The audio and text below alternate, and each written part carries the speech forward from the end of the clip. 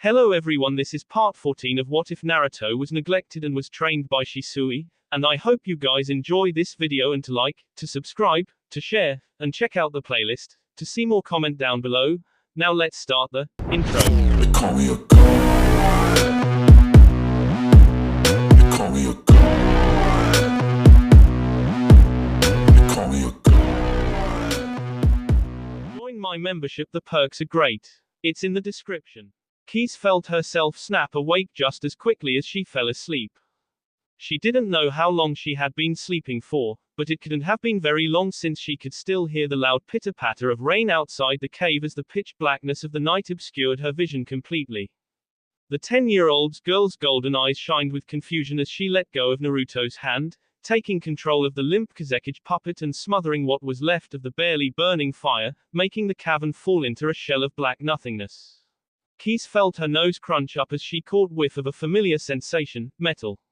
The girl could practically feel an abundant amount of metal as she felt the sensation slowly make its way closer to her, as she commanded her puppet and took a protective stance in front of Naruto. Her heartbeat was pounding hard against her rib cage, threatening to snap her ribs in half as she tried to smell out what was coming after her. The room fell silent, and much to her surprise the heavy rainfall also seemed to start to slow down and fade away into the night sky like it had never even happened. Keys narrowed her eyes suspiciously at hearing the rain dissipate, turning her body slightly making sure not to make any noise. Looking out just past the cave entrance, and just like she thought, her suspicions were correct. I can still see the rain, she thought to herself. Keys let the Kazekage hover behind her as she raised her arm upwards, rolling up one of her long sleeves revealing a small seal that she had put on her wrist, the kanjifa, protector, becoming visible to the naked eye as she got ready to channel her chakra in case anything happened. She silently thanked Sasori-sensei for teaching her the basics of fuinjutsu since it had been a major help in her travels for these last 5 months. She wasn't close to a master at the art, even calling her competent in fuinjutsu was a compliment for her. She only really knew how to make simple storage scrolls and preservation scrolls. But since she didn't have Sasori with her anymore, she had to resort to learning from several complex fuinjutsu scrolls that she had stolen from various towns and villages just to get with her teachings. Thinking about it, she now knew why most shinobi didn't even bother to learn fuinjutsu. It was damn difficult. It had taken her over 4 months just to get down the basics to implant a sealing array onto her body, and even then it had taken her longer to just get her penmanship good enough to not make the seal blow itself up accidentally. Keys kept her defensive stance up as she scooted back deeper into the darkness.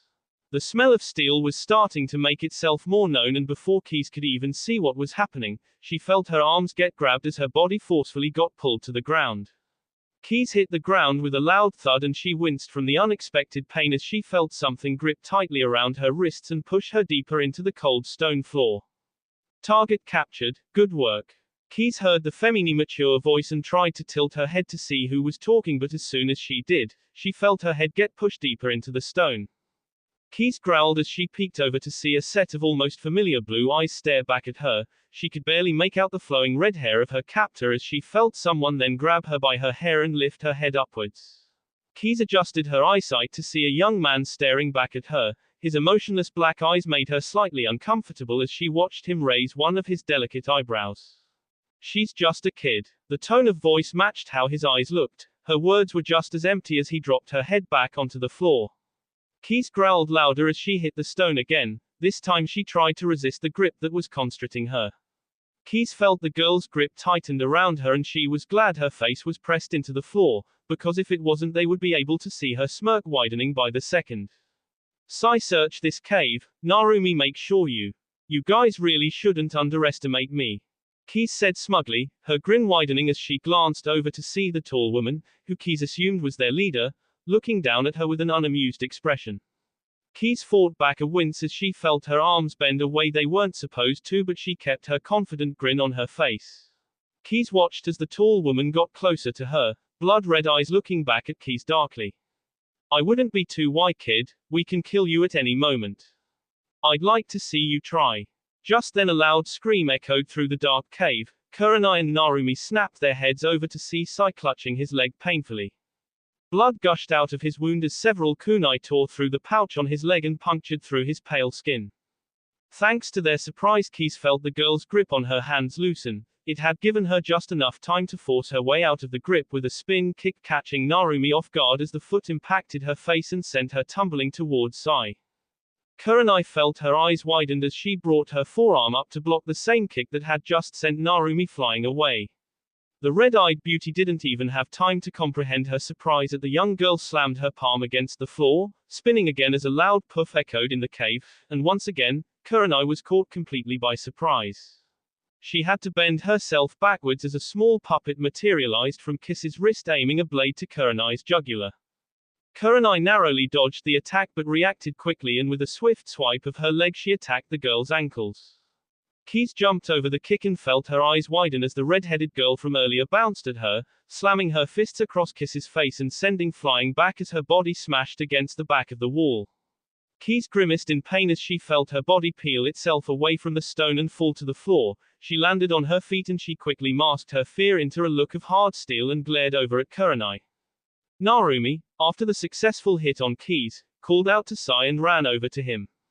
Sai flinched as Narumi got to him, wincing as he pulled out the last kunai in his leg with a groan. His leg felt like it was on fire as he pushed his palm onto his wound, trying to stop the excessive bleeding. It seemed the young girl knew what she was doing when she attacked him. He still wasn't even sure how she did it, but she managed to slice an artery on his leg with his own kunai and the blood refused to stop spilling from his leg. Kurenai watched with half concern as Narumi was torn between fighting the young girl, or helping Sai. Kurenai clicked her tongue in her mouth in annoyance. Sai was indeed losing a lot of blood, but he shouldn't be in any danger. If worse came to worse, then she would buy the two of them enough time to escape. The raven-haired lady matched Kiss's glare as they stared at one another. Kurenai was masking her surprise at how nimble the young girl seemed to be. She was strong, much stronger than she had anticipated, and couldn't figure out how she managed to attack Sai while held captive. Keese felt her glare falter as she caught sight of the glowing Konoha headband proudly across Kurenai's forehead. Kurenai watched as Kiss's eyes glazed over for a split second, but it was just enough time for Kurenai.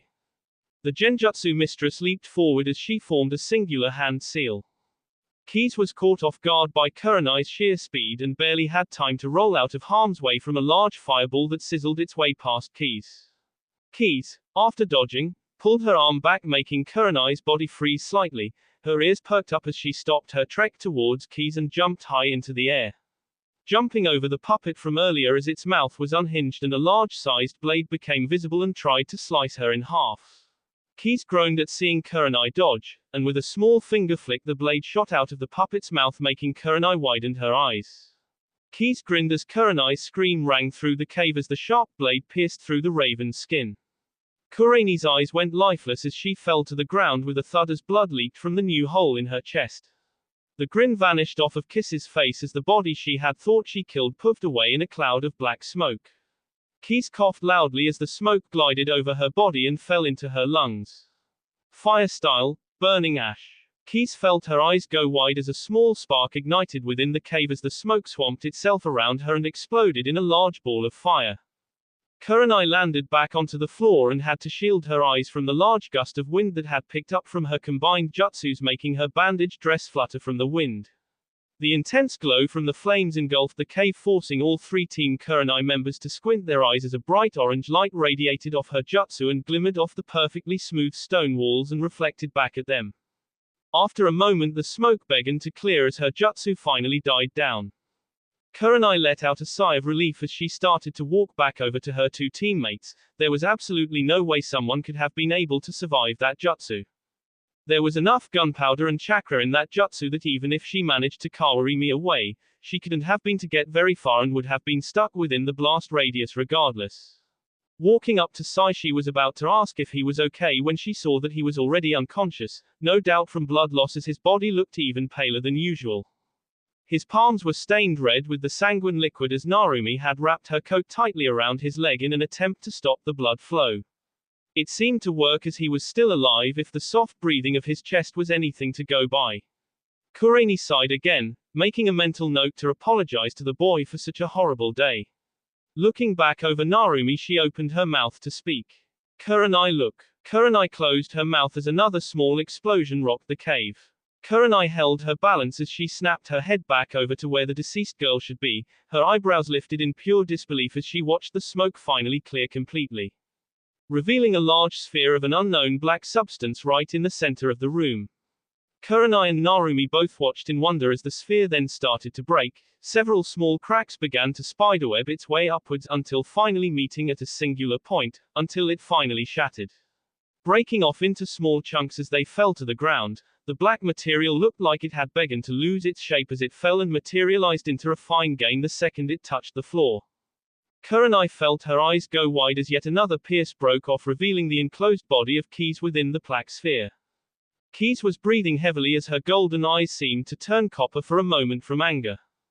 She winced as she peeked over at the particular bad burn she now had on her shoulder. She could still see the smoke rising from the wound and was lucky that she managed to gather enough if the iron sand around her. If she was a second too late she would have no doubt been burned to a crisp. Keys glowed darkly as the rest of her iron sand fell to the ground and floated behind her. Kurenai looked astonished for multiple reasons. She wasn't expecting the girl to actually live through that attack, and second, she had never seen such an odd type of jutsu before. Narumi had similar thoughts as she stood confidently next to Kurenai as they stared off at the young girl. Her chakra seemed to be going wild and was having a hard time controlling it as the sand around her started to pick up even more.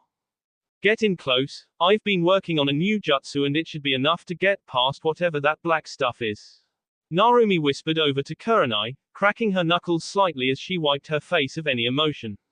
Kurenai just nodded as they split apart from one another, rushing at Keys from both directions. Kiss's scowl deepened. She had enough of this. Without even a hand movement, both Konoha shinobis had to stop their attack as a loud clicking sound bounced off the walls.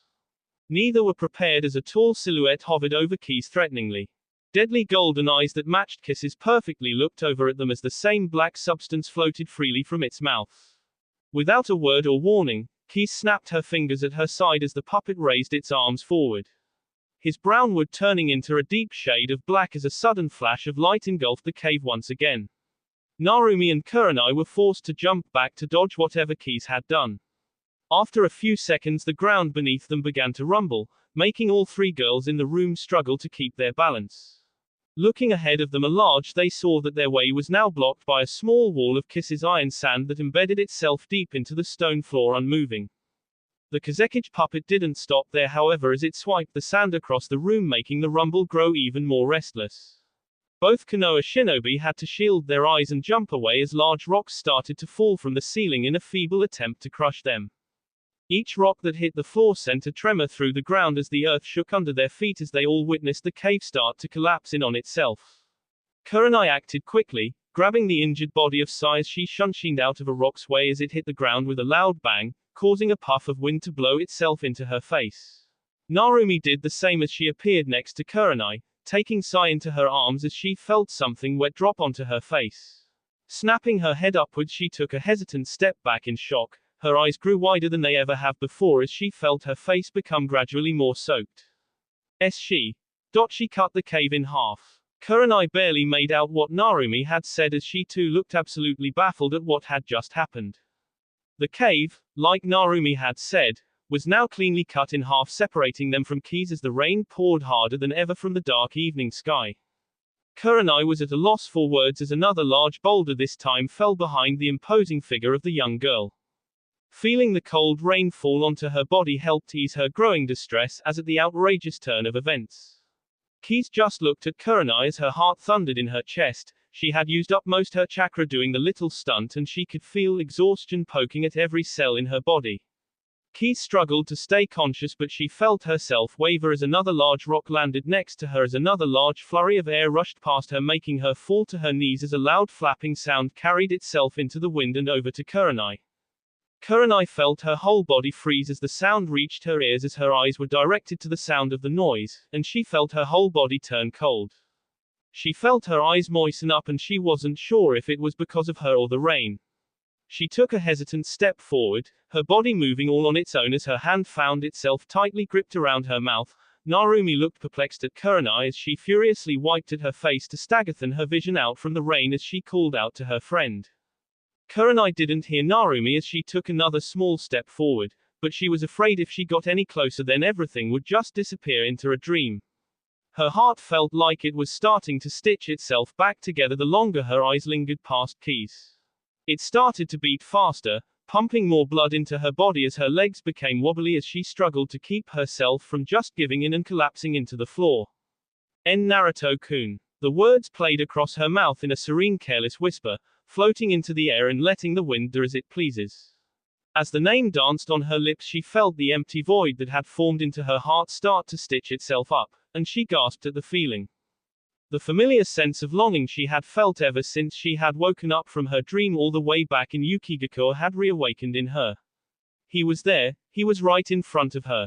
She could see his hair getting slick with the rain as he had his eyes closed, ignorant to the world around him.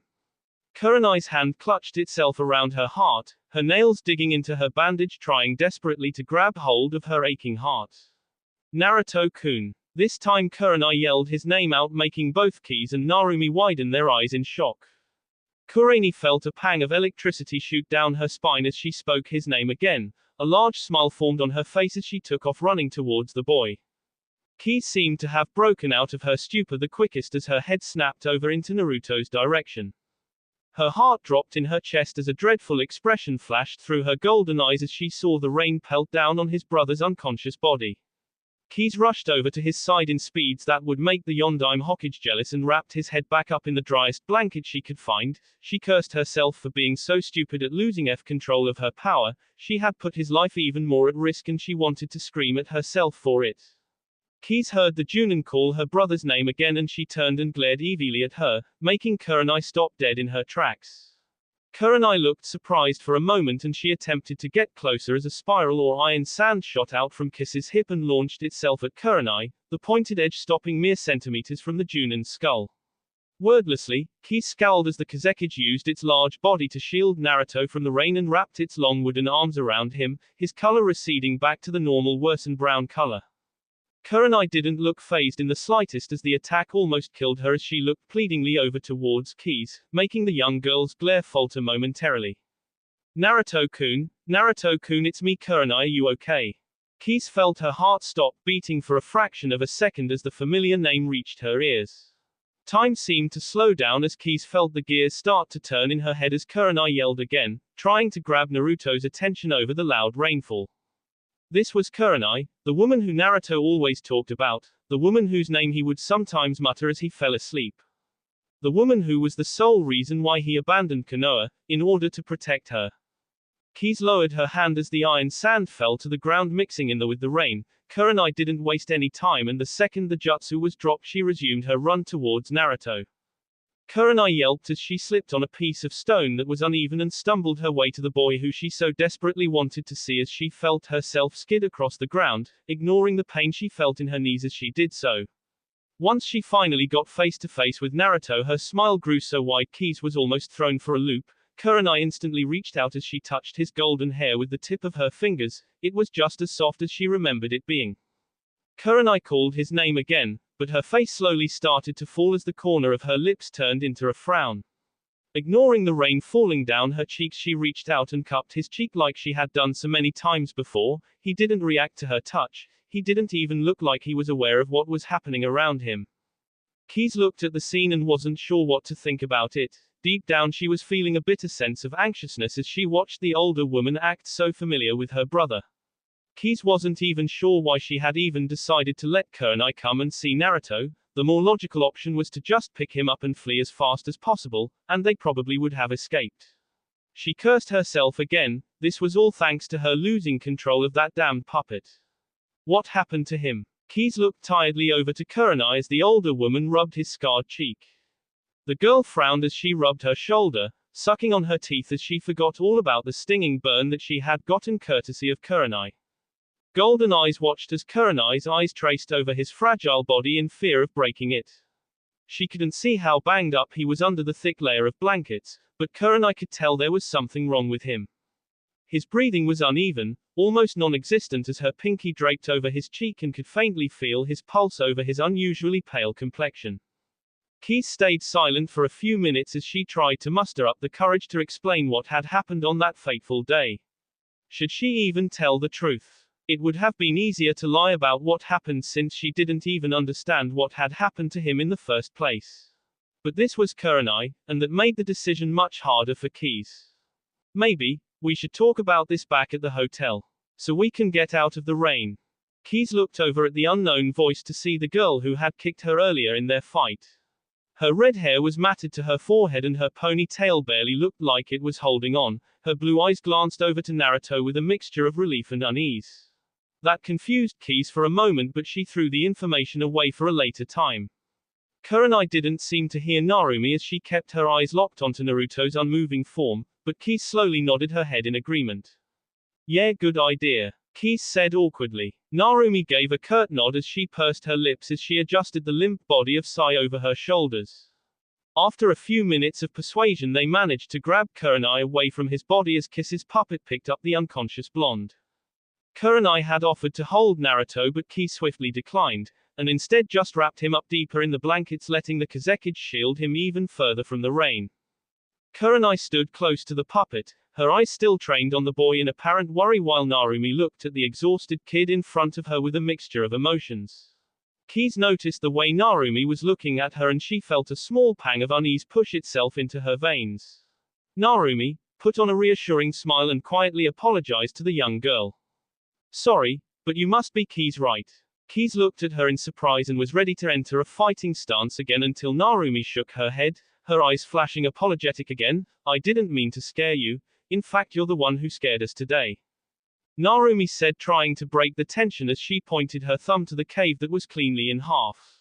Keys blushed slightly as she felt her body start to relax again as Narumi continued, her smile going sad as she glanced between Keys and Naruto. Looking at her ex-brother again after a long year and a half was nothing short of strange for her.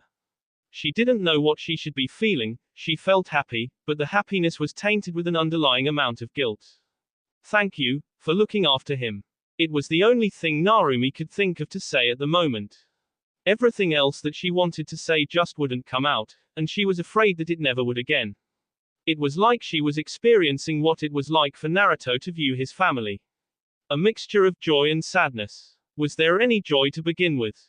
Keys grew confused at the sad smile that appeared over the redhead's face as her words moved Keys slightly as her blush seemed to just deepen in the night. Looking up again into her eyes, Keys froze, finally piercing together why those cerulean eyes looked so familiar to her as they shined with an unshed emotion that she had seen over her year with her brother. You're Narumi, aren't you? His sister. Narumi blinked in surprise at that. She hadn't expected the young girl to actually know who she was. She wasn't even expecting Naruto to even talk about them outside of the village. Masking her shock, she dumbly nodded her head at Keys. Keys of course knew all about the treatment Naruto had to go through regarding his family. He had shared almost everything with Keys, as she did the same with him. Her first instinct was to halt the girl from getting any closer to Naruto, but the neutral and sad look in her eyes had stopped Kiss's train of thought instantly. Her eyes looked almost identical to Naruto's, both being windows into their souls as it portrayed exactly what they were feeling. So Keys said the only thing that she could think of. Quote, ... Happy birthday. Okay, he should be okay now. The bleeding finally stopped, so he should be waking up soon. Keys said as she wiped a heavy amount of sweat from her brow and let out a tired sigh. They had decided to take Keys back to their rented hotel room for the night to escape from the rain and to talk in peace. Once they had gotten to the room, the Kazekage puppet gently placed Naruto's body on one of the twin beds, and before Keys could even do anything, Kurenai was already getting to work in drying his body off and had ordered for the softest and warmest blankets that the hotel had to offer to be delivered to their room. Keys was kinda annoyed at this, but she let it slide this one time. Once Naruto was fully wrapped up again, Keys had offered to heal up Sai as best as she could as an apology for hurting him, and they were happy to agree. The Konoha shinobi were shocked to see Keys then reveal another puppet from a soaked scroll on her back as the wooden nurse got to work patching up Sai's wounded leg. As she was doing this, the girls had all changed into the driest clothes they had on them.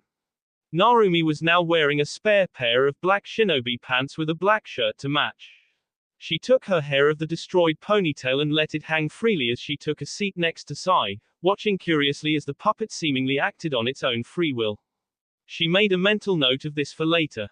Kurenai had also changed out of her drenched bandage battle dress, deciding to rid the garb altogether for a comfortable pair of plain black biker shorts and a plain long crimson shirt that matched her eyes perfectly.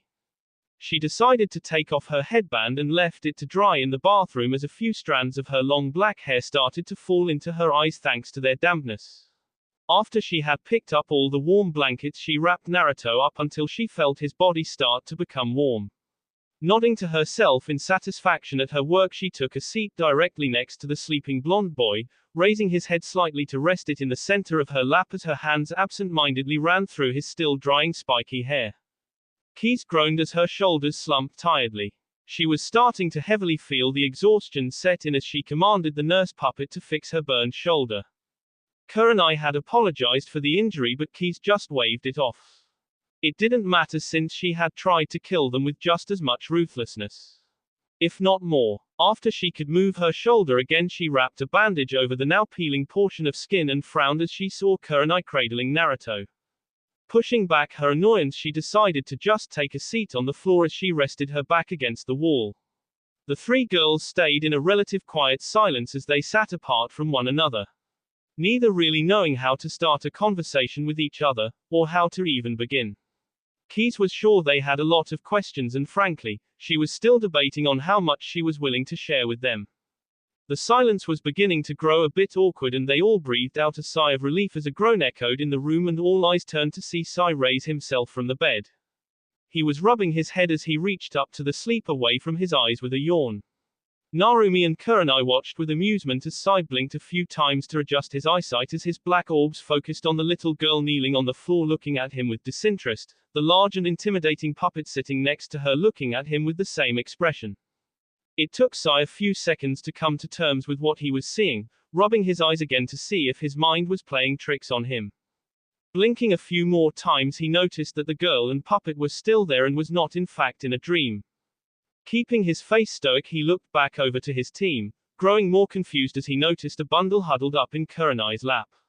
Narumi had a tough time stifling her laughter. She was biting her knuckles trying to keep her laughter hidden. She ultimately failed and bursted out laughing the second Sai looked over at her, his face muddled with ignorance and confusion, and it was just too much for the lone Namika's daughter to handle. Why, you should have seen the look on your face. It was priceless. I think I'm finally starting to see what Shizuka sees in you, she said in between her laughter as she wiped a tear that fell from one of her blue eyes as she teased her friend. Her face almost exploded again as Sai's pale cheeks turned a light shade of pink as he frowned. What do you mean sees in me? Narumi fell into another roar of laughter, making Sai turn even redder. He scowled as he tried to hide the embarrassment that leaked its way into his expression. He found it hard, however, as she saw Kurenai's shoulders trembling slightly as she tried to fight back her own giggles. Keys watched with strange amusement as the scene played out, her attention mainly focused on the redhead who was currently laughing so hard that multiple tears were falling from her eyes. She acted nothing like Keys would have imagined her to. Naruto had never really told her how his family had acted, and she only knew about Narumi since he had fought her the day he abandoned Konoha. And that was all she knew about his family, and she never wanted to pry into his family life since she knew it was a sore subject for him and there wasn't any need to anymore. The two of them were the only family they needed. Anyway, Bandage-san, who is that? And why is she here? Sai said, cursing himself for stuttering as he pointed his thumb at the kneeling girl, effectively gaining her attention. As Sai looked to the person Kurenai was holding, he just realized that he didn't feel any pain in his leg. It was a little sore, but other than that it felt good as new. He raised an eyebrow as he bent it back and forth. He felt Narumi throw her arm around his shoulder as she motioned her head to Keys, who just waved awkwardly as Sai turned to her. You can thank her for that. Both for injuring you, and healing you, Narumi said. She was in an unusually good mood and was quite amused at the situation as she giggled again. I see, then thank you, Sai said, unsure if he should thank the girl who was responsible for his injury in the first place. His ego was also a little stained since he still didn't even know how he got hurt anyway. Anyway, not that he's awake, I would like to get to the matter at hand, revolving him, Kurenai said as all eyes turned towards her. Kurenai moved her hand slightly and Sai almost jumped out of the little bed in shock as he saw the familiar head of blonde hair he had missed for almost 2 years. Sai reached out and pointed shakily, his eyes snapping up to see Kurenai's eyes shining with joy. B. Blondie-kun. How? Kii-san here had been traveling with him since he had defected. We just happened to have our missions get crossed by a random twist of fate. Narumi said as she removed her arm from Sai and kicked her feet onto the bed to get more comfortable. Sai moved her feet away from him as he scooted away from the redhead, still a little upset at how embarrassed she made him as he leaned forward to get a closer look at his friend. The shock soon faded as he noticed the lack of response coming from his old teammate. Kurenai pushed his blonde hair out of his eyes and Sai was a little confused at how comfortable Kurenai seemed to be holding Naruto. Is something wrong with Blondie-kun? This time all sets of eyes turned towards Keys, who was fidgeting with the ugly green carpet beneath her as she wanted to now disappear away from the conversation. Keys had expected Sai to be a little more shocked about seeing Naruto, but even he could sense that something was up with the boy. Keys wrapped her arms around her legs as she brought them closer to her chest as she hid behind them. Wanting to hide her frown as her mind flashed back to the day she wished she could forget. Well, you see, Narumi has been in a coma for the past 5 months. Keys said, making the room go deathly silent as the words left her mouth. Narumi and Sai both felt their mouths fall open in pure disbelief as their body froze. Kurenai was faring much worse as it had felt like the wind had just been knocked out of her. Her red eyes snapped down to Naruto in pure worry as her hand grabbed his own pale one and squeezed tightly. How? I really don't know. Keys responded honestly, making the assortment of eyes narrow themselves at her in suspicion. We were hiding out in Lightning Country when we were attacked by some missing nin, and when I found Narumi, he was already unconscious. He's been like this ever since, Keys said, wiping a stray tear that escaped her eye as she got to her feet and made her way over to Naruto. All the eyes in the room tracked her every movement as she asked politely for Kurenai to place Naruto onto the bed fully. Kurenai was hesitant at first, not wanting to let go of him after so long, but eventually complied, removing him from her lap. Keys thanked her quietly as she undid the blankets around him, revealing his plain black shirt. Lifting it up, Keys heard several gasps of shock echo in the room as they all looked at the once again blood-soaked bandages wrapped around the right side of his chest. Kurenai furiously asked what had happened to him, but Keys just stayed silent as she carefully took the soaked bandages off his body and cleaned his wound like she had done every day and night for months. Once the wound was fully clean, she presented it to the group of Konoha shinobi. This is how I found him. This scar was all that I had to go off of. Kurenai was the first to react as she gasped again, her mouth finding it gripped by one of her hands as she felt her eyes start to glisten for Naruto. She reached out and gently traced over his new scar with the very tip of her fingers. It had looked like someone had ripped the flesh clean off his body, and it had tore at Kurenai's heart to even look at the damage on his skin. Naruto had been through so much and continues to do so, she blamed herself for this. If only he hadn't got close to her, then he wouldn't have fled the village. He wouldn't have gone through with it for her sake. Sai had to look away from the damage on his skin. After so long of not seeing his friend, it had hurt to see him in such a vulnerable and weak state. He couldn't help but feel saddened as his fists clenched around himself tightly. He just wished he would have done more for the blonde, whatever he could have to stop life from picking on Naruto. Narumi herself fought back, gasping in shock as her eyes traced the damage. It was the worst scar she had ever seen. Even her Rasengan didn't do this much damage to the human body, and she could only wonder what Naruto had to go through to walk away with such a battle wound. Her heart went out for Naruto. It pained her greatly as Narumi cursed at herself, wishing in another life that she and her family could have a redo and treat Naruto with the amount of love and respect that he deserved.